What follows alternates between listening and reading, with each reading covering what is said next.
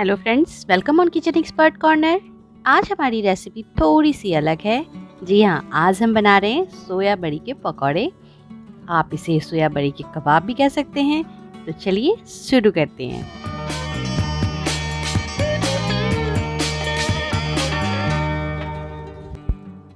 Let's start. यहाँ पर सबसे पहले हम पानी को गर्म कर रहे हैं। बिल्कुल खौलते हुए नमक वाले पानी में आपने देखा 1 चम्मच मैंने नमक डाला है। उसमें हमें 1 कप सोया बड़ी ऐड कर देनी है। थोड़ा सा इसे हमें पकाना है, लगभग 5 मिनट तक। तो मैं इसे पका रही हूँ। थोड़ा ये सॉफ्ट हो गया है और पानी भी कम हो गया है।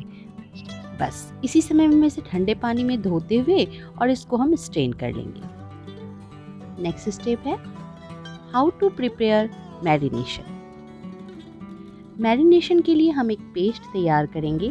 उसमें जो भी चीज़ें अभी इसमें मैं डालूंगी वो यहाँ साइड में अभी आ रहा है, आप उसको नोट डाउन कर लीजिए।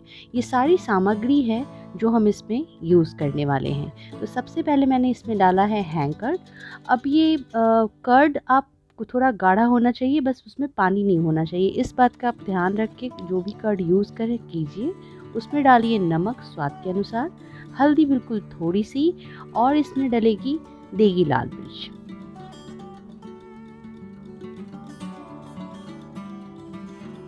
और इसमें कोई भी कुकिंग फ्लेवर जो भी आप यूज़ करते हैं, कुकिंग ऑयल, वो आप अनफ्लेवर्ड इसमें 1 चम्मच डाल सकते हैं। और डाल रही हूँ आमचूर पाउडर।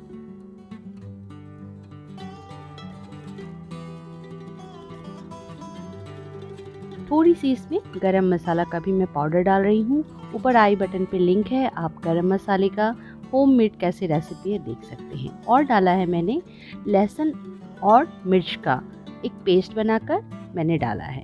सबको मैंने अच्छे से पेस्ट बना लिया है। अभी इसमें 2-3 चीज़ें और ऐड हो रही हैं। पहला है बेसन 2 चम्मच और 2 चम्मच के करीब ही मैदा। बेसन और मैदा इसको थोड़ा क्रिस्पी बनाने के लिए बहुत ही ज़्यादा इम्पॉर्टेंट है। बेसन से भी अच्छा आएगा, पर मैदा डालने से ये थोड़ा करारा बनेगा। तो बस आप देख रहे हैं इसमें लम्स आ रहे हैं, तो इसको अच्छे से आपको मिक्स कर देना है ताकि एक स्मूथ पेस्ट बन जाए। फिर से सारी सामग्री ऊपर आ रही है, आप चाहें तो नोट डाउन कर सकते हैं। जो हमने इसमें सोया चंक निकाला था, इसे हमें निचोड़ना नहीं है, और वही सोया चंक हम इसमें डाल रहे हैं, ऐड कर रहे हैं। अगर हम इसे निचोड़ देंगे ना, तो ये एक टिप है कि अगर आप इसे निचोड़ दोगे ना तो ये काफ़ी करारा बन जाएगा और वो काफ़ी हार्ड बन जाएगा। हमें ऊपर से हार्ड रखना है, पर वो अंदर से काफ़ी जूसी होना चाहिए। ये देखिए, सबसे लास्ट में मैं डाल रही हूँ कॉर्नफ्लोर। अगर आपके पास नहीं है तो आप स्किप कर सकते हैं। अच्छे से ऐड कर दिया मैंने, और सबसे अच्छे तरीके से मुझे ऐसा लगता है हाथों से ही होता है, तो मैं एक बार इसे हाथों से मिला ले रही हूँ। चलिए, ये सारा तैयार हो चुका है, काफ़ी अच्छे से मिल गया है ये। और अब इसके लिए how to fry crispy soya chunk. जी हाँ, सोया चंक हम बना तो रहे हैं, पर वो क्रिस्पी होना चाहिए। इसके लिए मैंने तेल को अच्छे से गर्म कर लिया है। अगर तेल ज़्यादा गर्म हो जाए तो एकदम ऐन मौके पे आप उसको ठंडा कर लीजिए, क्योंकि वो बहुत ज़्यादा गर्म नहीं होना चाहिए। एक डाल के मैंने चेक किया और फिर मैं अब सब डाल रही हूँ। बिल्कुल हाथों से आपको टच नहीं करना है, और बिल्कुल भी अच्छे से आप चारों तरफ फैला के डाल दीजिए। लगभग 2 से 3 मिनट, यानी 1 to 10 का काउंटिंग ही ज़्यादा सही रहेगा।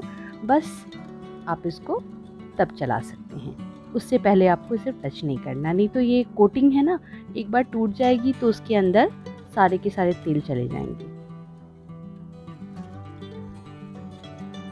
अच्छे से हिलाते हुए बिल्कुल स्लो मीडियम पे आपको इसको हल्का लाल कर लेना है। आपको करारा करने के लिए इसे डबल फ्राई करना पड़ेगा, क्योंकि इसके अंदर जो है वो काफ़ी मॉइस्चर है, यानी पानी है, और वो पानी जो है वो आपको इसके अंदर अच्छा करारापन नहीं लेकर आएगा। तो थोड़ा ठंडा होने देते हैं, और इस बीच में मैं और भी जितने भी हैं उनको भी इसके अंदर ऐड कर देती हूँ। सारे मैंने निकाल लिए हैं, और निकाल कर एक टिश्यू पेपर या प्लेट में आप रख लीजिए। और ये देखिए, फिर से मैंने तेल को गरम रखा है, और इस तेल में मैं डीप फ्राई करके इसको निकालूंगी। और इसी समय में ये सोया चंक जो है सो क्रिस्पी हो जाएंगे। तो 2 प्रोसेस हो गई, एक बार आप हाफ कुक करो, हाफ फ्राई करो और नेक्स्ट टाइम आप उसको डीप फ्राई करो, क्योंकि एकदम से अगर आप इसको स्टीम या हीट में डाल दोगे तो ऊपर से कलर काफ़ी करारा आएगा पर वो अंदर से काफ़ी सख्त हो जाएगा। ये देखिए कितनी अच्छी आवाज़ आ रही है।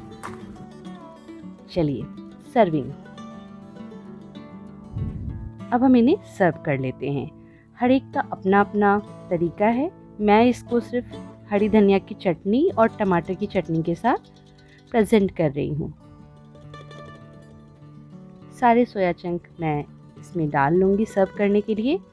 और ये रेसिपी जितनी ज़्यादा पौष्टिक है उससे भी ज़्यादा ये क्रिस्पी है, और बच्चों के लिए और कभी भी आपका मन हो रिफ़्रेशमेंट के लिए तो ये काफ़ी अच्छी रेसिपी है। एक बार ट्राई ज़रूर कीजिए। तो मैं हरी मिर्च के साथ इसको गार्निश करके आपके सामने प्रेजेंट कर रही हूँ। आप रेसिपी देखते हुए बताइए कि आपको ये रेसिपी कैसी लगी। लाइक कीजिए, अपने फ्रेंड्स के साथ शेयर कीजिए ताकि वो भी ये रेसिपी बना सकें। और अगर आपको मेरी रेसिपी अच्छी लग रही है तो आप मुझे फेसबुक और इंस्टा पे भी ज्वाइन कर सकते हैं।